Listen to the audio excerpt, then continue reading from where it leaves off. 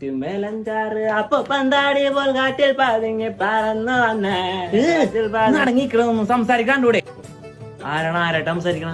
റംലമ്മായിയാണ്. അമ്മായ ഇന്ന് തന്നെ ഉണ്ടാ? അവരൊന്നും വീട് കണ്ടിട്ടില്ലല്ല. അവരുടെ വീട്ടിൽ എന്റെ കണ്ണടിയിൽപ്പെട്ട് വരുമ്പോ എടുക്കാൻ പറയട്ടാ, മറക്കല്ലേ? എല്ലാരും കൂടി വാ, എല്ലാരും കൂടി വാ.